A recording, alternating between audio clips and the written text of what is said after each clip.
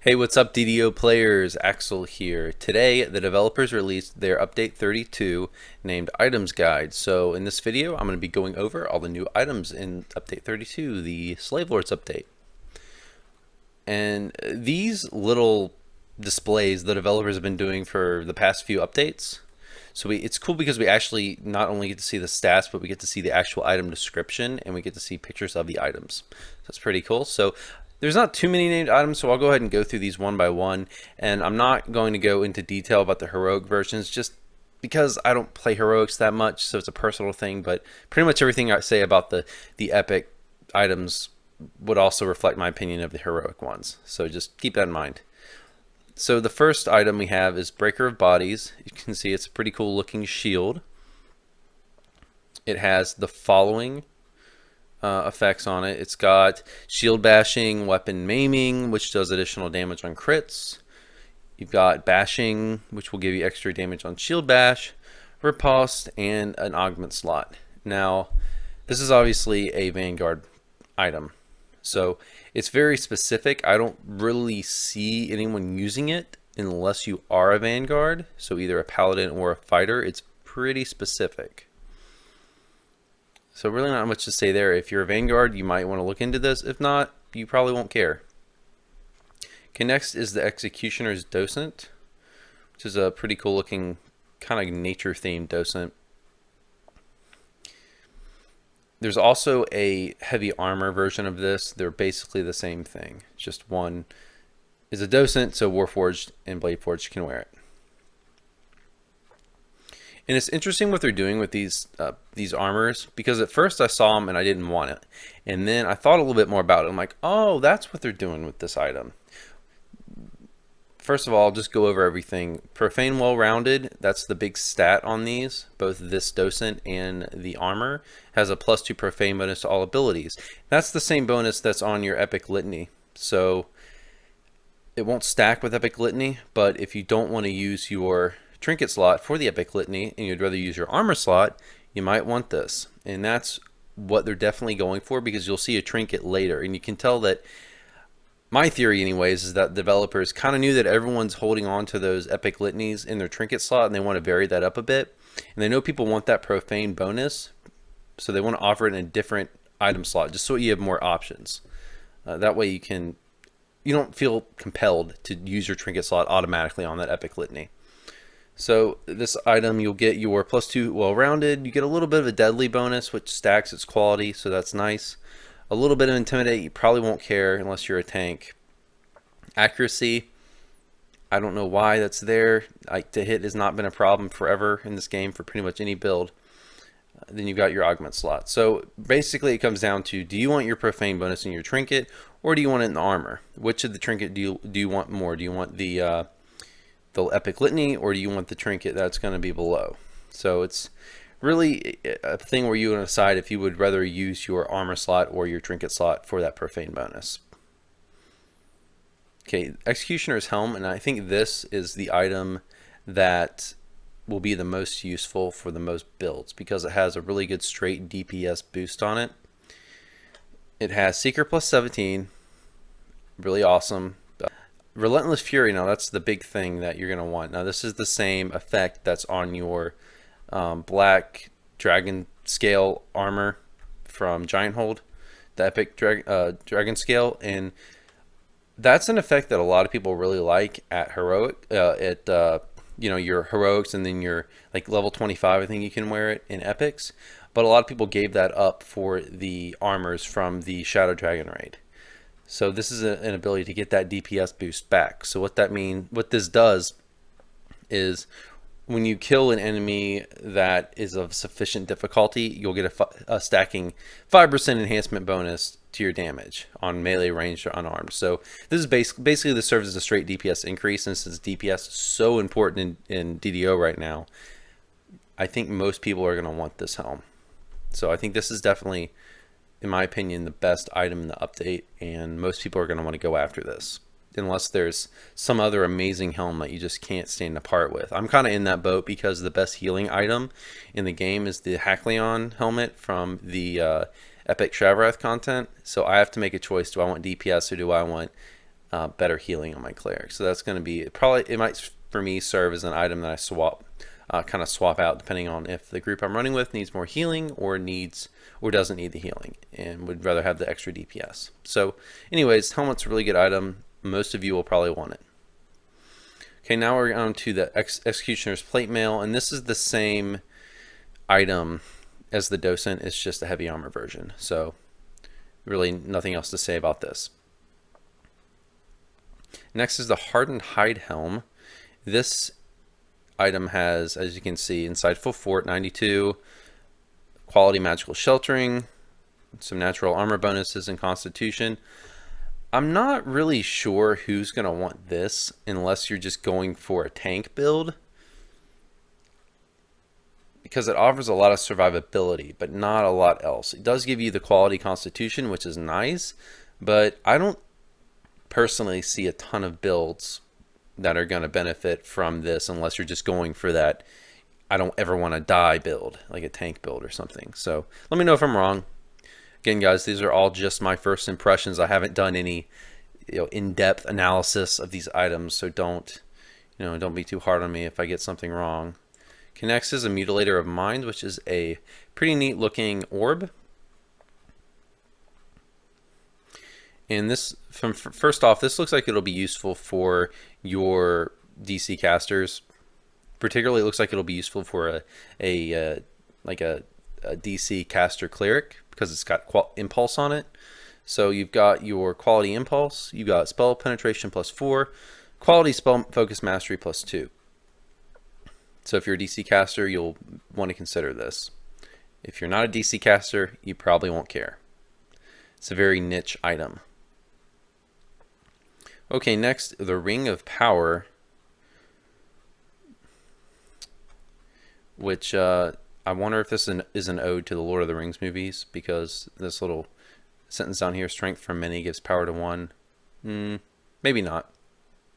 Anyways, so this has strength +4, command, melee alacrity, insightful armor piercing. I don't see this as super useful. The armor piercing is nice, but I'd have to check to see if that insightful bonus can be gotten somewhere else. If not, then this might be more attractive. But the melee alacrity, I know that's an enhancement bonus, so it doesn't stack with something like haste.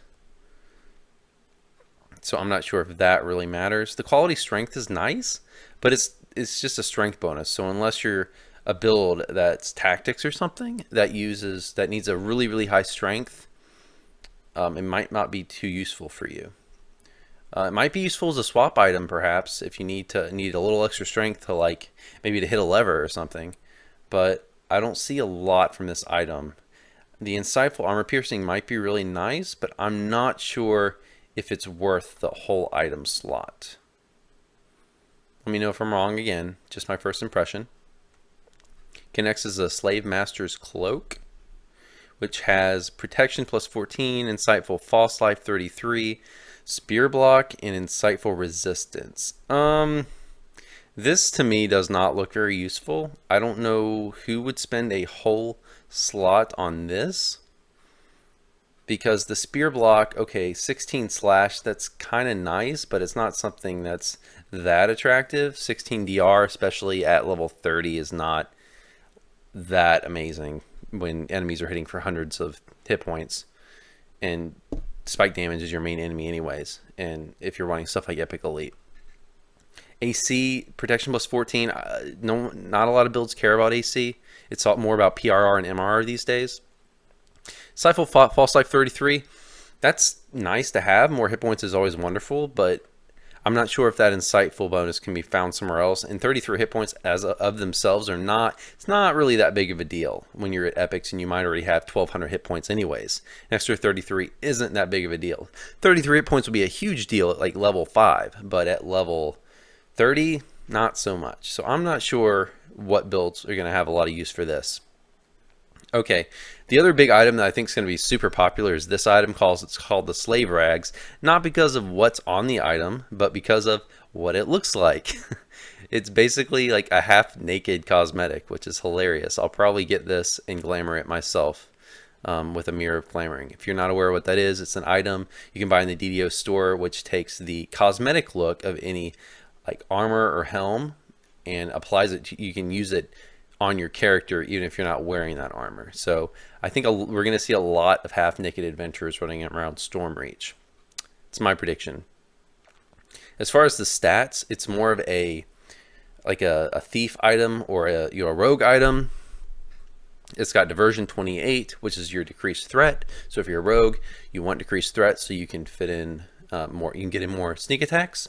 Excuse me. You got a resistance bonus to saves, which is really nice.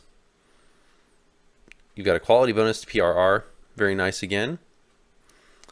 But again, this is going to take up your clothing, your armor slot, and that's a pretty valuable slot. And it's only a, what is this? It's a, I assume it's a cloth. So it's not, if you're going for PRR or whatever, it's not, it's gonna be tough for you to make that sacrifice. So even though stuff like the resistance is really nice, the quality sheltering is nice, the insightful spell saves are nice, you're gonna lose a lot of PRR if you're kind of a tankier build. So I'm not sure, if you would, if you're really gonna want this unless you're a rogue. Okay, the next is the Slave Master's Staff, which looks like a kind of a damage caster item. You've got Fire Lure, Lightning Lure, Evocation Focus, Wizardry, all kinds of like special like caster stats on this. The main thing is you're going to get a lot of hit points out of this. So I don't really know who this would be best for. I don't know too much about Warlocks, but I'm not sure if this stuff applies to your Warlock Eldritch Blast or not. I'm not sure exactly how that works because I've never played a Warlock, but if it does, this might be useful for them. Probably a lot of casters that can get use out of this. Especially with this, you've got equipment bonus 185 too, so it might be worth looking into if you're a caster. Okay, Spinneret. This is I think this is a ring. Yeah.